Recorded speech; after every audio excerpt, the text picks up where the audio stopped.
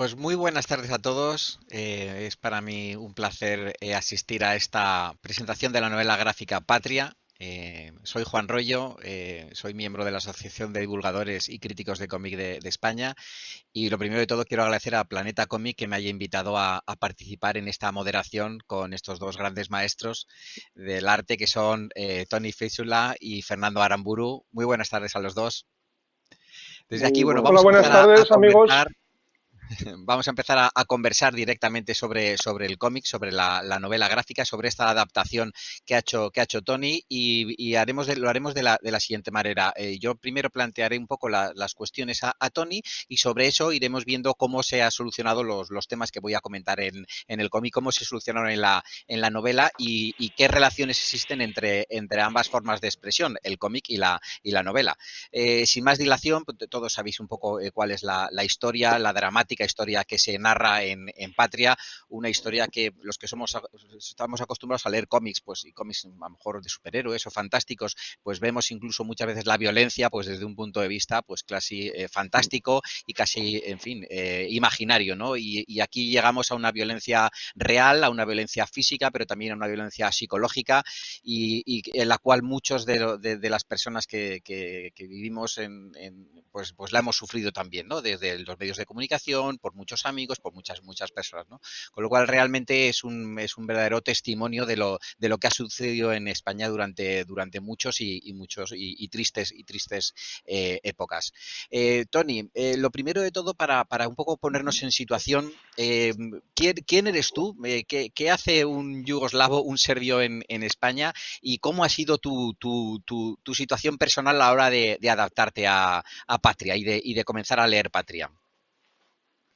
Sí, a ver, yo de hecho, ante todo me gustaría, a ver, no por una cuestión patriótica ni nada de esto, pero prefiero señalar de que soy español, más que nada por el hecho de que llevo aquí, digamos, si se, si se hace un cómputo temporal, llevo aquí como 30 años ya, ¿no? Y digamos que como ahora tengo 40 años, se puede decir que 10 años de mi vida en total los he pasado viviendo en Serbia o bien la antigua Yugoslavia y el resto de tiempo aquí. Digamos que temporalmente estoy más anclado culturalmente a esta tierra, pero y ¿cómo he acabado aquí? A ver, mi padre era jugador de balonmano de Barcelona, y ya lo fue en los años 80, y tenemos una ligación, tenemos una relación bastante fuerte con la ciudad porque él, digamos, estuvo un total de 4 años jugando en el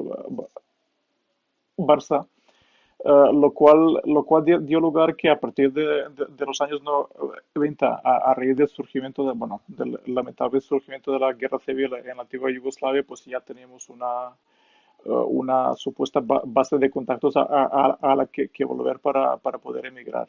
Digamos que teníamos más opciones para ir a algún otro país, pero ¿por qué no volver a un lugar donde ya nos habían acogido bien y donde supuestamente no se iban a acoger bien otra vez? Y bueno, a raíz de allí pues hice los estudios de la EGB, la escuela, estudié en Bellas Artes y después me lancé para trabajar en esta profesión en la que llevo hasta el día de hoy, sin Y moverme Fernando, de la ciudad. Si podemos decir que Tony es casi más español que es yugoslavo o que serbio, pues a lo mejor Fernando podría ser más alemán que español, porque también llevas mucho tiempo viviendo en Alemania.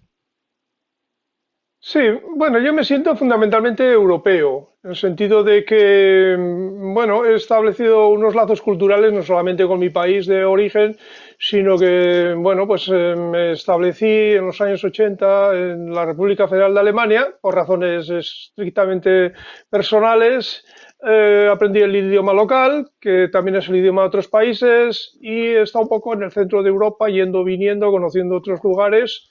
Entonces, yo me siento de los lugares donde me tratan bien y donde se come bien y donde hay buena música y eso es todo. Es decir, de alguna manera mi destino me ha enseñado a no concebir el continente en el que vivimos parcelado en países cerrados. Esto a mí nunca me ha terminado de convencer.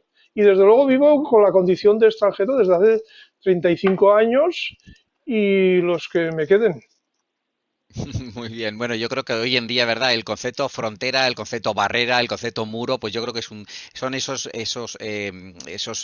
estereotipos, ¿verdad? Que tenemos que romper en muchos casos y efectivamente los ciudadanos tenemos que ser libres de movernos por todo el mundo y precisamente, bueno, pues la ruptura de barreras y de fronteras también, yo creo que el cómic que ha adaptado Tony también, bueno, una de las principales complejidades que se encontró ha sido, bueno, pues establecer una cronología, ¿no? Porque al final son muchas historias que se Ujú. entrelazan, están contadas en distintos tiempos, ¿verdad? Entonces, Tony, refléjanos un poco cómo has adaptado los diferentes flashbacks o cómo has superado esta historia desde un punto de vista cronológico.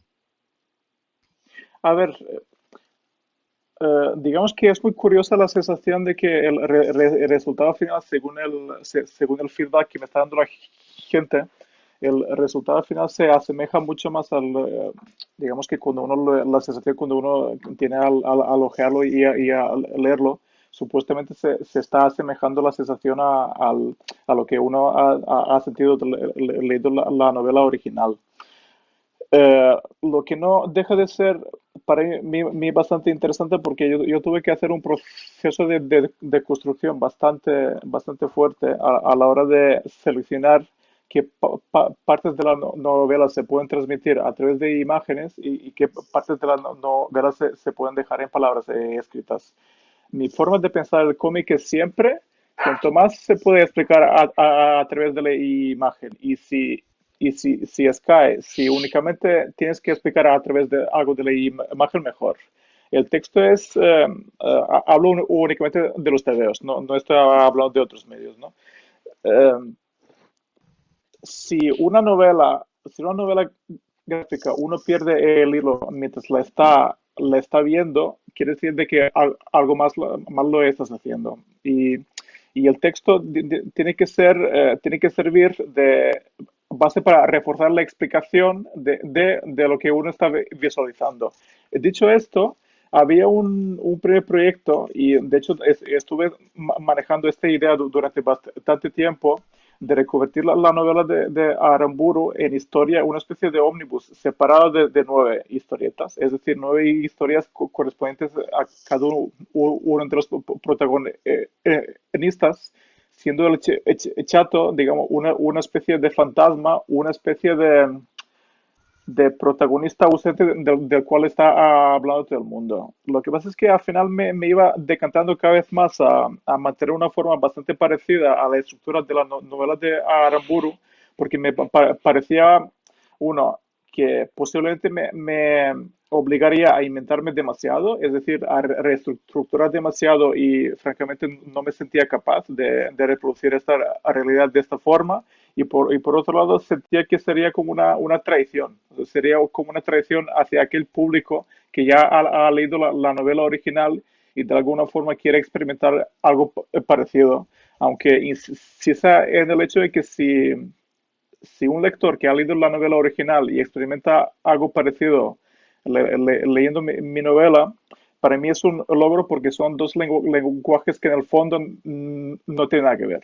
O sea, digamos que escribir y contar a través de la novela gráfica y poner texto de acompañante son dos formas de expresión que no tienen nada que ver y si queréis después podemos ahondar en el tema y que me parece muy fascinante las diferencias de codificación de los dos lenguajes. Ahora no me quiero extender con esto, pero que conteste Fernando si quiere añadir algo. Sí, Fernando, yo te invito también a que desde el Sí, punto de vista, como muy bien decía Tony, el cómic y la novela obedecen a dos lecturas distintas, dos construcciones distintas.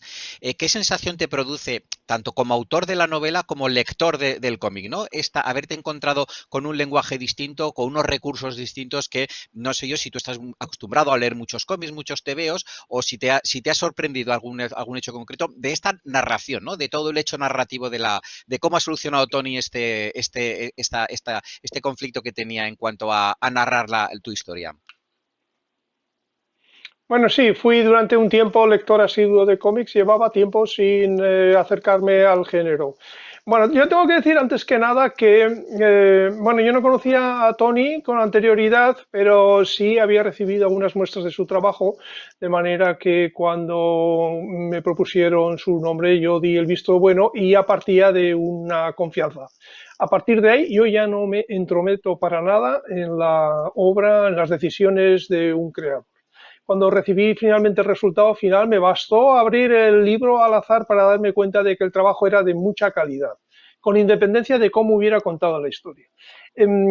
La forma como él ha ordenado los episodios, les ha dado una continuidad, ha distribuido pues, los episodios y ha resuelto el difícil asunto del tiempo narrativo, es algo que a mí me ha dejado deslumbrado. Creo que ha sido muy perspicaz a la hora de solucionar gráficamente estas cuestiones que yo también trato de solucionar antes de empezar la tarea de escritor. Él va por un camino que es muy distinto del mío, aunque mi novela le haya servido de base. Yo no intento en ningún momento buscar mi novela en su trabajo. Todo lo contrario. Vamos a decir que entro en un terreno para mí desconocido, aun cuando los nombres y algunas cosas que ocurren naturalmente me resultan familiares. Yo trabajé durante más de 20 años con niños y sé que ellos, como los adultos, trabajan con una motivación mayor cuando entienden que el proyecto es suyo y que no tienen detrás un inspector que está ahí restringiendo sus decisiones, supervisando, etcétera, etcétera. Yo me quito el sombrero ahora que conozco el trabajo de Tony Feisdula, me parece un trabajo de una enorme calidad. En cuanto a la narración, en cuanto vamos a decir, al dominio del dibujo del color, bueno, eso no lo puedo juzgar, pero vamos a decir que el paladar me dice que eso es de una calidad suprema. Sí, no, no es habitual, ¿verdad? También esta humildad por parte de un maestro como Aramburu, ¿no? Y que sea tan generoso, ¿no? A la hora también de, bueno, pues de lo que es su obra al final, pues permitir que haya otro autor, otro maestro como es Tony y que la adapte a este nuevo lenguaje que es el cómic. Yo me gustaría ahora entrar también un poco en el tema también, una novela tan extensa, con tanta enjundia, con tanta carga social, tan dolorosa para muchos de los lectores que van a afrontar esta obra. Me gustaría ver cómo os habéis documentado, cómo se documentó Tony, luego entraremos también en la propia historia de Fernando, pero Tony, me gustaría saber pues cómo te has documentado. Tú tenías amigos que eran vascos, has convivido, has visitado también el País Vasco. Cuéntanos un poco cómo ha sido este acercamiento más emocional a esta realidad. Sí, a ver, ante todo le quiero agradecer muchísimo lo que ha dicho previamente Fernando porque me emociona muchísimo esto, ¿no? Y además de un autor a un autor, comprende lo que es la libertad creativa y de hecho ahora también me siento un poco mal de no haberle tenido informado durante el proceso de creación, porque justamente sé lo que supone estar con una obra tan personal como Patria y realmente sé lo que es relegar sí, o sea, digamos que a ver, no sé cuál sería para sí, relegar es que se me ha ido la palabra de la boca ahora mismo, ¿no? La responsabilidad de una obra en la que realmente has estado viviendo tanto tiempo para que lo haga otro, ¿no? Y yo, no sé si de una forma cobarde o excesivamente prudente, lo que hice es tomé esa confianza que de entrada me estaba ofreciendo Fernando y decir, vale, a este señor no le voy a este hombre, a este señor, a este escritor, no le voy a traicionar. Y justamente lo que ha dicho antes, de alguna forma, y que no quiero que se me malinterprete esto, voy a engullir su trabajo. O sea, me voy a olvidar de Fernando Aramburu. Mi materia prima para decir una verdad será la palabra escrita que él ha hecho. Me olvido de Fernando, él no existe, ni siquiera existe la serie de televisión. O sea, quiero, justamente porque me parece que el mayor grado de respeto hacia una obra es convertirla en tuya propia. Esto no es una apropiación por mi parte, es dignificar la obra, la obra original, haciéndola tuya y terrorizándola, porque así es la única forma de dar lo máximo que puedo en la obra que yo después expuso de mí. O sea, esa obra que estoy regalando al lector. Yo no sé si se me entiende el concepto un poquito. El hacer tuyo la obra no es robar nada de nadie, es si puedes demostrar que a tu manera lo has entendido y buscarás dentro del lenguaje de una adaptación, del lenguaje de cómic, cuáles son todos los mecanismos que eres capaz de crear a través del lenguaje de novela gráfica, todos los mecanismos que eres capaz de inventar para poner a servicio de esta reinvención. Y ahora pues me halaga muchísimo esto que ha dicho Fernando de que le haya gustado porque de alguna forma no me equivoqué en la valoración, ¿no? Y además es perdón que me extienda, Juan, pero es que tengo que decirlo así. Es el lirismo que tiene claro, realmente se habla, yo creo que de entrada Patria ha tenido muchísimo éxito porque realmente cala muy hondo sobre una temática y habla de una gente,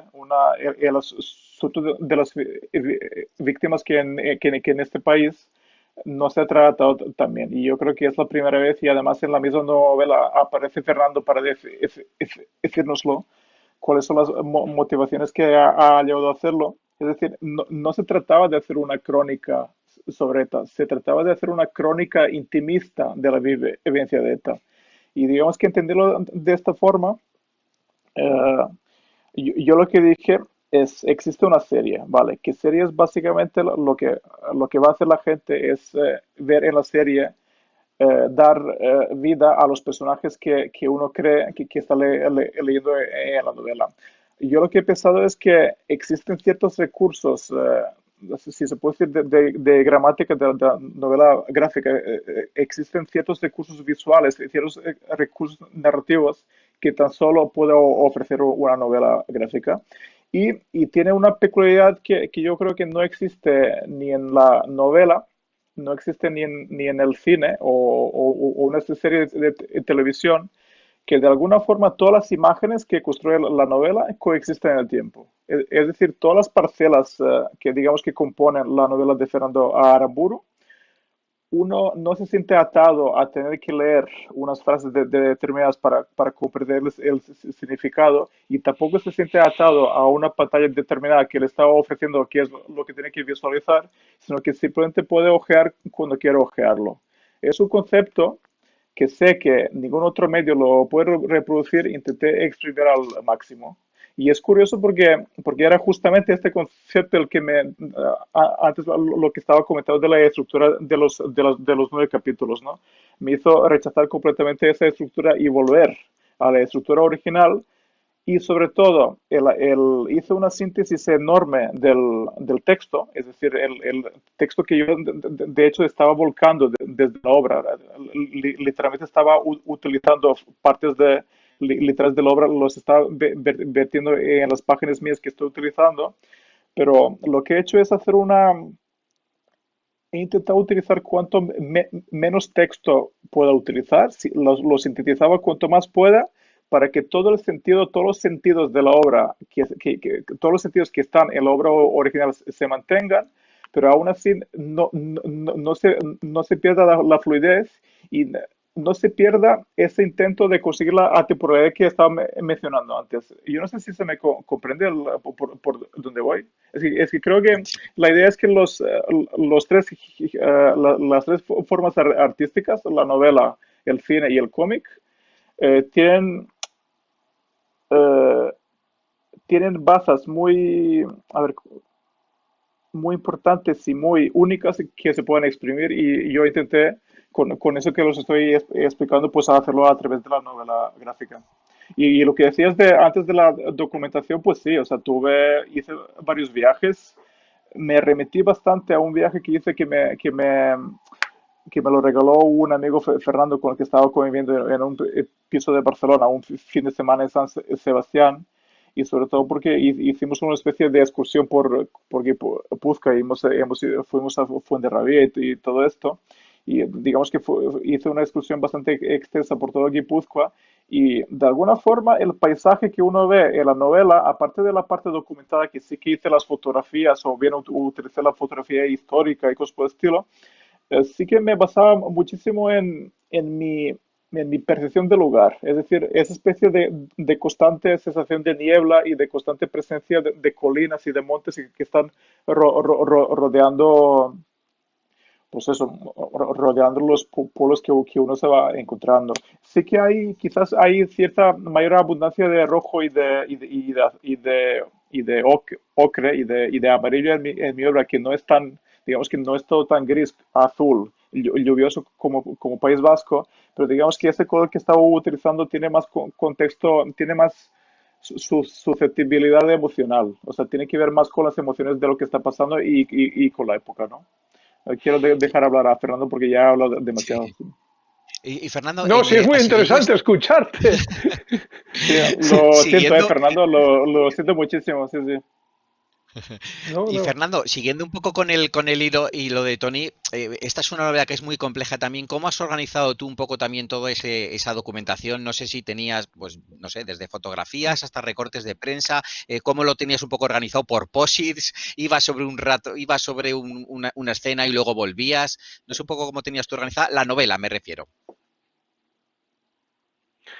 Sí, bueno, vamos a decir que yo nunca tuve la sensación de escribir sobre un tema, sino más bien sobre gente, sobre vivencias, sobre lugares que me son muy cercanos. No por nada, sino porque yo nací en el País Vasco y además pues he estado muy cerca de este fenómeno de la violencia y de otros muchos fenómenos, porque mi novela, como habrá comprobado cualquiera que la haya leído, va de vidas privadas, va de sentimientos, va de enfermedades, de viajes, de trabajo, de problemas familiares, de comidas, desayunos, cena y también, naturalmente, de la violencia, pues porque está allí, estaba allí y afectaba a todos. Entonces vamos a decir que ya una gran parte de lo que ahí se cuenta yo lo he vivido, lo he visto muy de cerca, o me lo han contado, ha afectado a personas conocidas, he escuchado a este, al otro, al de más allá, aunque viviera desde hace largo tiempo fuera del lugar. Esto pues me daba cierta perspectiva para escuchar a unos, a otros, para ver cómo repercutía lo que ocurría allí en otros lugares. Me documenté en lo que respecta a la historia colectiva, aun cuando yo hago ficción. Yo no escribo con una responsabilidad historiográfica. Hay personas que juzgan mi novela como si fuera un libro de historia y eso no es verdad. Hay quien ha llegado a decir que yo miento. ¿Cómo no voy a mentir si estoy haciendo ficción? Si esos personajes me los he inventado. Me los he inventado a partir de otras personas que he conocido. De hecho, podría ver a mi madre, podría ver a mi padre detrás de algunos de ellos. Aparte de esto, antes de entregar la novela al editor, lo que yo hice fue someterla al veredicto de algunos especialistas que me hicieron algunas sugerencias relativas a algunos datos, a la terminología, es decir, que no estuve solo con el trabajo. En lo que respecta a la composición de la novela, bueno, hay un trabajo de taller literario que resolví mejor o peor antes de ponerme a la tarea, que es como yo suelo montar las novelas. Yo había decidido de antemano que esta historia fuera protagonizada por 9 personajes. Esto creaba algunas dificultades que convenía resolver cuanto antes. Entonces, deposité toda mi confianza narrativa en el hecho de que estos personajes reaparecen, desaparecen, reaparecen, protagonizan pequeños tramos. Digo confianza en el sentido de que aunque el lector al principio estuviera un poquillo desorientado, había la posibilidad de que comprendiera cómo estaba distribuido todo aquello. Y finalmente se me ocurrió aplicar una técnica de puzzle, de manera que el objetivo no era exactamente contar una historia con un desarrollo más o menos convencional y un final, sino juntar multitud de piezas que al final compusiesen un dibujo general.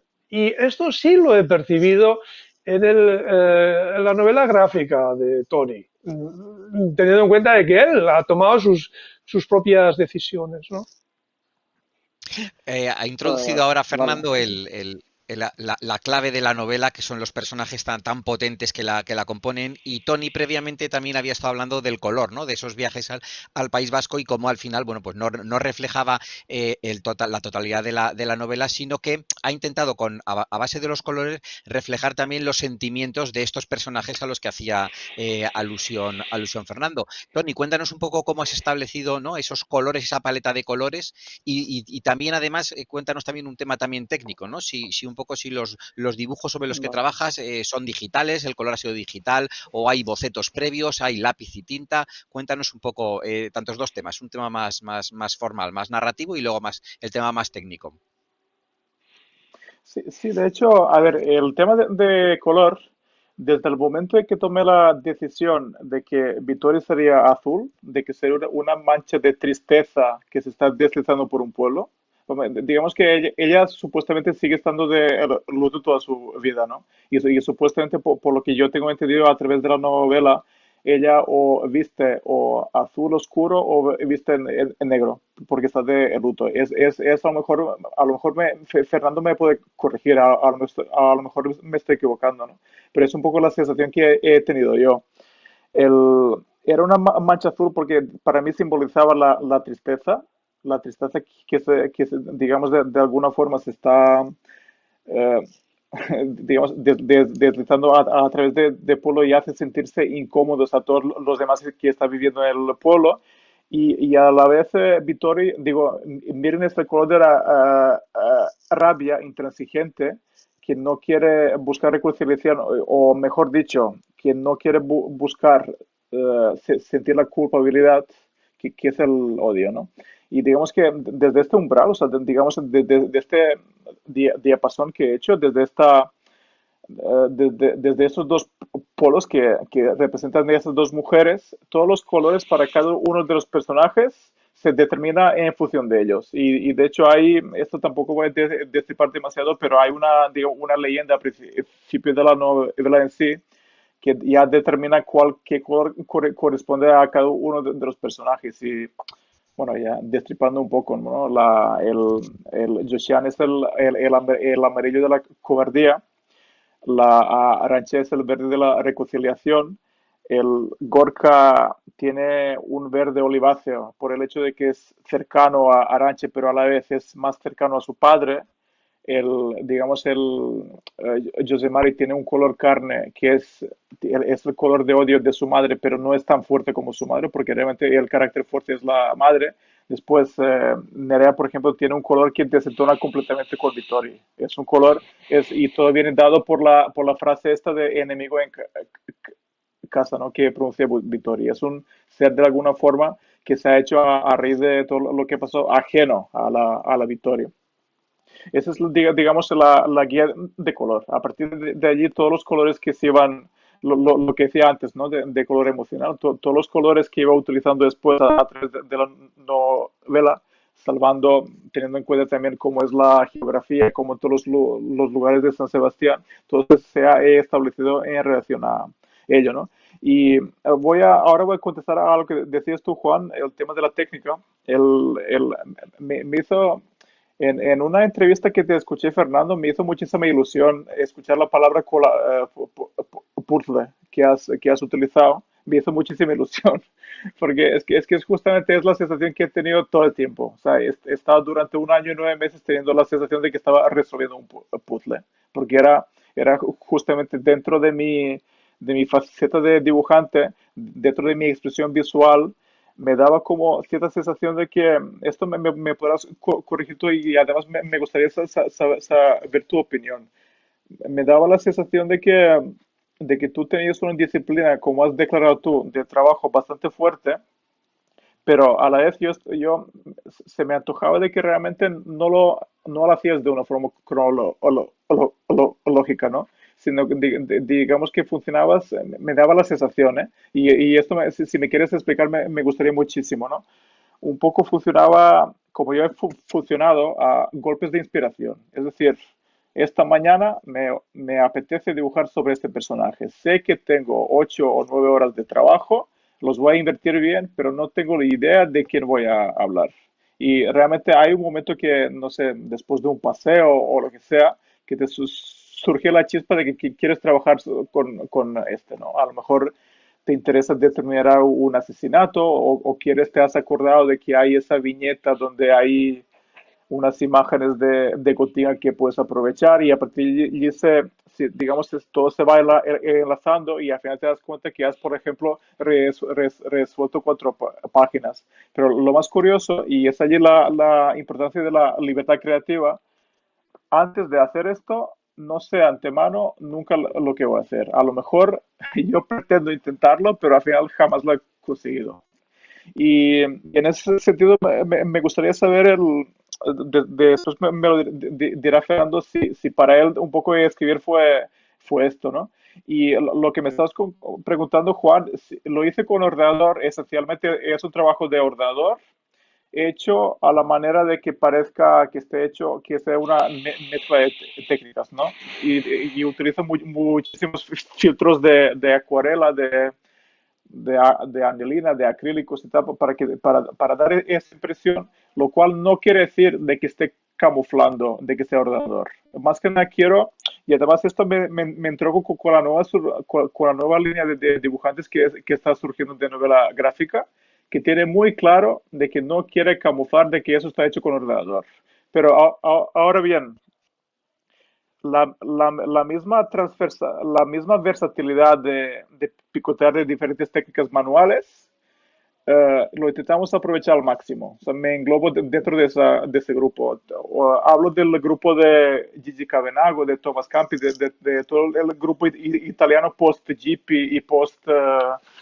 a ver cómo le digo. Es que hay muchísimos hoy en día. Hay un chaval que todavía está trabajando en manual, pero que digamos que es otro de esos que yo encuentro englobados dentro de esto y que creo que a Fernando, si se quiere reincorporar a la novela gráfica, allí encontrará unas lecturas muy interesantes. Manuel Fior se llama, que me parece absolutamente espléndido, que ha hecho unas adaptaciones de Arthur Schnitzler que son absolutamente esenciales y unos guiones propios.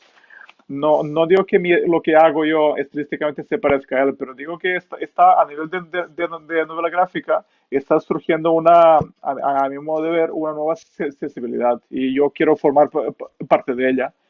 Y, y no sé si te he contestado, Sí, creo sí, que más perfecto. o menos Sí, sí. yo de hecho ahora ya, y también habrá con Fernando un poco con esa definición. Bueno, lo primero de todo, aprovechar ya la invitación de Tony para que animara a Fernando a que siga leyendo, pero también a invitarle a que piense también en formato de Sí, cómic sí, y, ¿por qué no? Pues tenemos aquí un guionista también en ciernes, ¿no? Es un lenguaje distinto, pero desde luego los guionistas son, en fin, son muy preciados en el mundo del cómic, con lo cual también invitamos aquí a Fernando a que se una, ¿no? No solamente como lector, sino también como guionista de cómics, ¿no? Pero siguiendo con el tema de los personajes, que yo creo que es uno de los grandes aciertos también de la novela, ¿no? Fernando, ¿cómo los... Tú, lógicamente, claro, con el color no los pudiste definir como ha hecho Tony, pero sí que a lo mejor con las profesiones, ¿no? Con los caracteres, ¿no? ¿Cómo los trabajaste esas personalidades que al final esconden, desde luego, unas víctimas, en muchos casos, pero y también verdugos, ¿no? ¿Cómo los trabajaste estos personajes, la definición de estos personajes? Bien, para empezar los elegí desde el principio, a la manera como el jugador de ajedrez coloca las piezas con las que luego va a jugar. En principio son solamente unos nombres, que por cierto algunos de ellos los cambié en el curso del trabajo. Decidí que ellos no solamente fueran personajes, sino que también tuvieran responsabilidad narradora y además con voz propia, si es que yo estaba en condiciones de lograrlo, pero en todo caso lo iba a intentar. La idea del puzzle me parece adecuada para describir la técnica que yo usé, pero esto no significa que yo estuviera tirando las piezas ahí encima de la mesa para que se unieran solas, sino que apliqué un método de trabajo que consistía como es cuando hacemos los puzzles, que juntamos unas cuantas piezas de aquí y luego otras de otro lado. Y entonces esto en la novela se traduce en el protagonismo de normalmente tres secuencias o capítulos seguidos protagonizados por uno de los 9 personajes. Al cabo de las 3 secuencias era sustituido por otro, donde el personaje anterior podía reaparecer, pero como secundario en esta distribución de la historia empiezas breves, tenía prioridad sobre el transcurso temporal, y todo esto para que no se vaya al garete en cualquier momento, requiere de una disciplina creativa enorme. Quiero decir que junto a la novela había un cuaderno en el que yo iba anotando multitud de detalles, de datos que tenía que tener en cuenta, etcétera, etcétera. Y quizá no esté de más decir que las paredes de mi despacho pues estaban cubiertas de cartulinas en las que yo iba anotando el transcurso temporal, porque el lector pues quizá lo pueda adivinar o intuir, pero para el novelista era fundamental. Y otra de las cartulinas consignaba los nombres de los 9 protagonistas, y debajo de cada uno de los nombres el número de las secuencias que protagonizaba, de manera que no se me quedase ninguno descolgado, que hubiera cierta nivelación en cuanto al número de secuencias para cada uno, con excepción del chato, que es un poco un fantasma narrativo. Tiene razón Tony, porque bueno, pues muere, desaparece relativamente pronto, aunque también interviene después de muerto, pero no como muerto. Y nada, son cuestiones de cocina literaria que uno va aprendiendo pues leyendo a otros, escuchando a otros, y a fuerza de equivocarse en libros anteriores. Patria es mi novena novela, y por muy torpe que uno sea, pues ya va aprendiendo un poco de la técnica. Lo que sí puedo decir es que estas cuestiones que son meramente artesanales, conviene resolverlas al principio. Y, por último, tengo que añadir que yo tenía el final de la novela, es decir, el lugar al que yo quería llevar todos los episodios desde el comienzo. Este final se puede cambiar si en el transcurso del trabajo a uno se le ocurre un final más adecuado. No fue el caso. Pues aprovechando las palabras de Fernando, vamos a retomar un poco también las preguntas de muchos escuchantes que tenemos aquí en esta videoconferencia. Y en concreto hay una persona que precisamente le pregunta a Tony si le es coherente el final que Fernando planteó en la novela, o que si Tony hubieras hecho otro final. Nos pregunta. Y al hilo de esta pregunta también, si hubiera alguna parte de la historia que has tenido que modificar considerablemente, o si has sido más bien fiel al guión de la novela, de la original. Tony. A ver, yo creo que es un imposible decir que seas fiel a una novela, porque una novela es una vivencia interior. Digamos que yo fui fiel a mi impresión de la novela. O sea, que digamos que a lo mejor la persona que lo estará viendo, a lo mejor estará diciendo, pues esto no me lo he imaginado de esta forma, esto lo ha tratado como no, este personaje no se parece demasiado.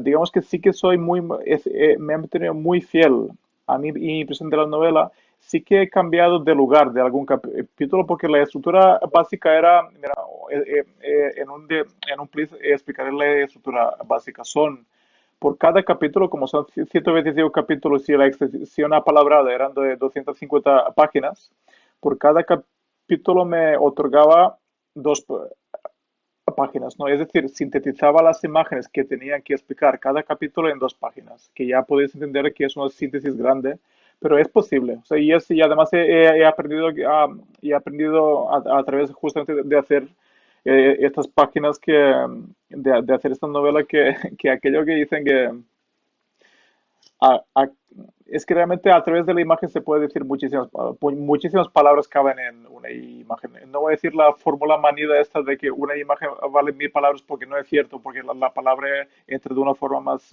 honda, pero que digamos que la habilidad de síntesis que uno aprende al estar obligado a meter un capítulo entero en 2 páginas es enorme. Y tengo la impresión de que, a grosso modo, no he dejado nada fuera y ni he cambiado nada. He cambiado quizás de lugar de algo, y referente al final, de hecho también hice esto, para digamos que toda aquella estructura final, que tampoco voy a revelar. Hay una estructura final que realmente no está explicada de tal forma en el libro, que tiene que ver con el personaje de José Mari. Yo lo que he hecho es, porque me pareció muy, muy importante ese detalle. que realmente a través de palabras queda como diseminado a través de varios capítulos, pero yo quería hacer una especie de crescendo visual. Esto, yo no sé si, si esto se puede decir que es un cambio de la novela a la novela gráfica, pero sí que es verdad que hice muchísimo ahínco en todas las fases emocionales que pasa Josemar al final, ponerlas en un orden, digamos, bastante poético. Por mi parte, que cambia lo que está estructurado en la novela para después volver a dos capítulos finales del libro en sí. Es decir, el final este que son, yo creo que son 4 páginas que están representando qué hace cada uno de los personajes, cómo se van encontrando delante de la iglesia, con el bicicleta y esto, digamos que a medio camino ya las tenía hechas esas palabras, digo, esas viñetas, esas páginas, y ya las tenía determinadas para saber que toda la novela, todo el collage que estuviera construyendo antes va a ir en función de esa especie de catarsis de José Mari y sobre todo de lo que, no voy a decir el qué, de lo que pasa con Vittori y de cómo acaba todo al final para que al final se parezca muchísimo a la impresión del libro. Y bueno, Y Fernando, no sé si tengo que nos decir nada más pregunta al respecto. sí, Fernando, nos pregunta también otra persona que cuál de tus libros crees que también podría ser adaptado a una novela gráfica. Pues no sé realmente qué responder, pero por ejemplo, Años Lentos me parece realizable como novela gráfica. No solamente por la historia en sí, sino por el hecho de que transcurre en una época, en un lugar que creo que daría lugar a una serie de imágenes. Pero vamos, esto Y, lo repentizo ahora, no había pensado en ello. y nos pregunta también Tamara que cuántos libros te has podido leer, Fernando, o cómics, lo metemos todo en el mismo saco, en tu vida. Y la misma pregunta luego para Tony. Tengo que volver al asunto de los cómics que yo leía antes con gran cantidad, pero es que no doy abasto a leer todo. De hecho, recibo más libros de los que puedo leer. Lo que sí puedo decir a esta persona que hace la pregunta es que hacia las 8 de la tarde yo me siento a leer todos los días, renuncio a la televisión, renuncio al cine, porque todo no se puede abarcar, y más o menos a las 11:30 de la noche apago la luz y vamos a decir que dedico un gran espacio a la lectura. La lectura para mí no es una actividad pasiva. Mientras leo, tomo notas, se me ocurren otras cosas, ideas para mis propios textos. Eh, He dicho alguna vez y lo repito porque estoy convencido de ello, que un libro no es solamente lo que contiene, sino también lo que pensamos, lo que evocamos, lo que sentimos mientras lo leemos. Y a mí la lectura me produce un enorme placer y por tanto persevero en ella. ¿Había Tony, otra ¿tú pregunta? cuántos libros? Ah, No, no. para Tony, es la misma para Tony, que cuántos cómics o libros en su conjunto se había leído en su vida. No, es más, no soy, hoy en día no soy nada lector de cómics, no por el hecho de que no me gusta leer, pero es curioso, yo creo que mi época de lector empedernido de cómics acabó hace años. Ahora digamos que lo que hago es filtrar bastante más lo que estoy leyendo y por otro lado soy muy, tengo cierta tendencia a quedarme enganchado a lo que me gusta y para no, digamos, contaminar esa especie de juegos estilísticos en los que estoy como muy metido, intento no leer demasiados cómics, pero sí que leo bastante el libro y obra de ensayo, ¿no? Cosillas así que tienen que ver con determinadas épocas. Es decir, leo más libros que no te veo. No, a ver, que no se me malinterprete. Lo que más quiero en la vida es hacer cómics, pero justamente, por ejemplo, para las cosas que estoy preparando, prefiero antes leer libros o ensayos que me creen imágenes y interiores, porque se trata de crear imágenes dentro de ti, porque es el único medio de expresión que lo puede hacer es la novela. Es un poco justamente el mérito de la habilidad de Fernando es pintar a través de las palabras, ¿no? Es decir, hay un gran contenido de mensaje, pero como cualquier gran novelista, te pinta imágenes en interior. Y es lo que estoy buscando a través de lo que estoy leyendo, ¿no? Mira, curiosamente, el último que leí es El mundo de ayer de Stefan Zweig, que no lo había leído, que me parece absolutamente impresionante y bueno. Sí. Estamos ya en la recta final de esta conversación. La verdad es que nos quedan muchísimas cosas, ¿no? Pero no me gustaría acabar sin hacer un pequeño pues toque, ¿no? A esa relación con Zaragoza que habéis planteado en el libro, ¿no? Que es una época realmente muy complicada para Nerea, que estudia allí Derecho. Es la época en la que se entera del asesinato de su padre. Y Fernando, ¿qué relación tienes tú con Zaragoza y con su universidad? Pues una relación parecida a la de Nerea. Antes que me preguntaste, como me he documentado, yo viví durante 3 años en Zaragoza, los mejores años de mi vida. En Zaragoza conocí a mi mujer alemana. En Zaragoza me licencié en filología hispánica. En Zaragoza dejé amigos que todavía tengo.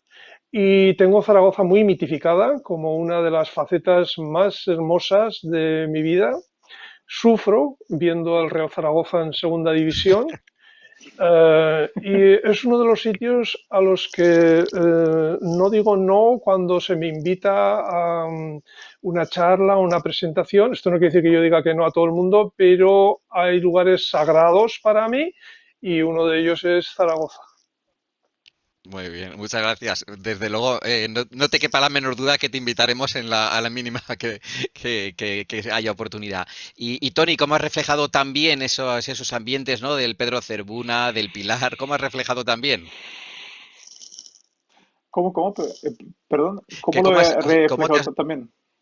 sí, las calles por las que No, discurre Nerea sí, en a ver, Zaragoza y básicamente era cuestión de ir un fin de semana y dar un paseo viendo un poco, analizando por el mapa, viendo en el mapa las calles, a hacer un par de fotografías. No utilizaba referentes fotográficos, realmente al final sí que de vez en cuando, mira, o lo voy a confesar, lo que hacía era tanto en Zaragoza como en el pueblo que me imagino que tengo entendido de que se ha inspirado Fernando para hacer, para que sea el pueblo, pueblo de Vitoria y de Chato, lo que hice siempre es dar un paseo, tomar apuntes y después, si notaba que me faltaba información, lo que hacía era perfectamente con el Google Maps, o sea, puedes dar paseos perfectamente. Y además tenemos, mira, y también es otra razón por la que de alguna forma rechazo la novela gráfica realista, porque yo entiendo que el realismo ya está dado por las imágenes que nos están rodeando y por el cine, ¿no? Defiendo una noción bastante más expresionista, bastante más intimista de la novela gráfica, precisamente porque es si uno le quiere dar unicidad, si uno le quiere dar algo único, es la única vía.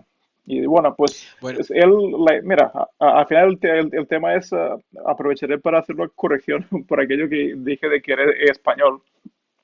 Aprovecharé justamente ahora decir que, más que sí que me gustaría también decir que, vamos a decir que soy europeo, ¿no? Porque el decir español sería rechazar mi catalanidad y el hecho de que sea barcelonés y también sería rechazar de que sea en parte berrediense. Y quiero dejar claro de que formo parte de los dos sitios, ¿no? Porque si no me quedaré como en un bloque que digamos que está un poco yendo contra toda la ideología del el libro mismo, ¿no? y por último, por Claro. acabar, un libro tan sumamente dramático, tan sumamente triste, ¿cómo veis el futuro? ¿Cómo veis esos odios que había? ¿Cómo la juventud es maleable, ¿no? ¿Cómo Nerea se da cuenta de dónde no quiere estar, pero hay otros que no y que caen en esa violencia, en ese terrorismo? ¿Cómo veis el futuro más cercano? Fernando, por ejemplo. Pues soy un profeta pésimo, de verdad. No lo sé, lo que sí veo en relación con el asunto este que has mencionado son nubes negras en el mismo país donde yo vivo y en general en Centro Europa, en Europa del Este, se imponen de nuevo estas pulsiones de tipo nacionalista, de exclusión del que se supone que no armoniza con el paisaje social, de cierre de fronteras, se vuelve a escuchar en voz alta eslóganes que pensábamos que se habían quedado en las catacumbas del pasado. Um, en fin, no quiero alardear de pesimismo, pero la pregunta me pilla en unos momentos en que empieza a formarse en mí inquietudes que yo pensaba más o menos superadas después de las catástrofes que vivió nuestro continente en el siglo XX. Tony, ¿qué piensas tú?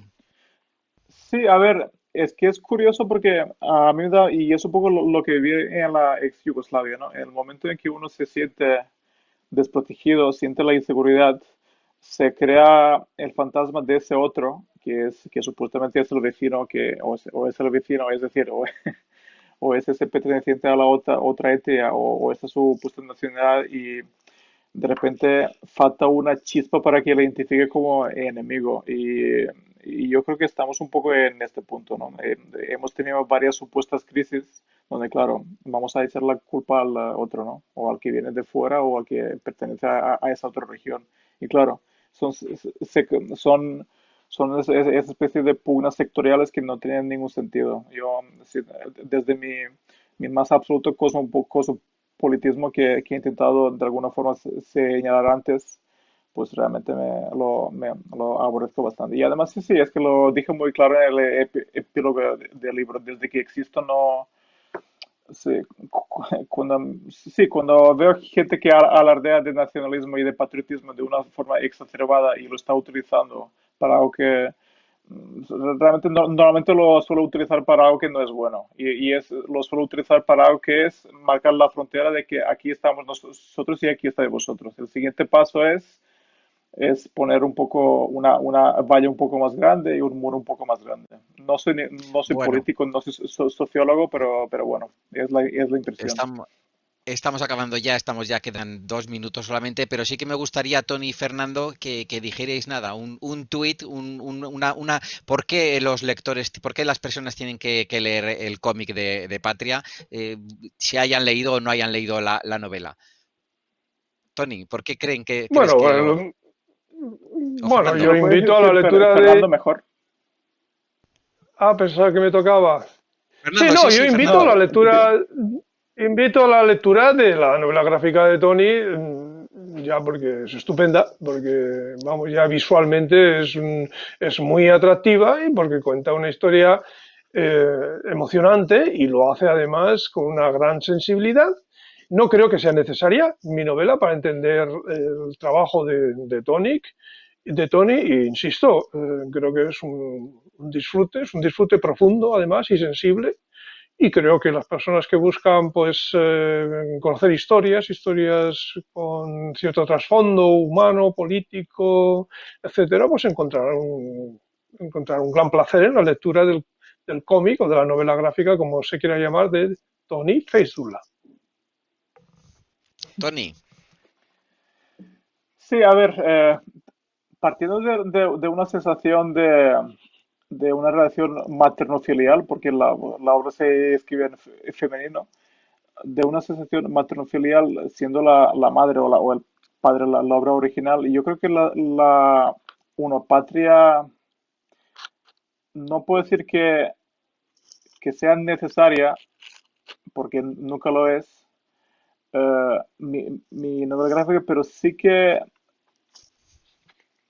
he hecho una interpretación emocional de lo que uno vive leyendo la novela de Fernando Aramburu, en la que literalmente he puesto todo lo que tengo. O sea, yo no sé si el resultado les va a gustar, pero de lo que absolutamente no tengo ninguna duda de mi absoluta dedicación, mi editor lo sabe perfectamente, de no quería traicionar el legado de este libro porque yo creo que la obra original tendrá un legado. Quería hacer una vivencia emocional profunda, quería dar una vivencia emocional profunda que conecte con muchísimos espectadores, digo, bueno, pues Tony, lectores.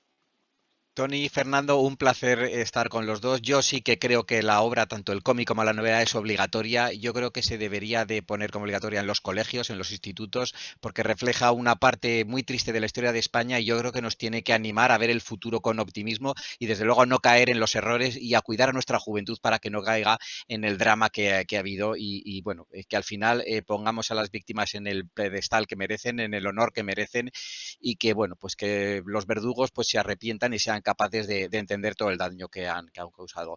Tony y Fernando, un placer encontraros y os invitamos a los dos a Zaragoza próximamente. Muchas gracias. Encantados. Un placer, Igualmente, Juan. un abrazo. Un abrazo fuerte.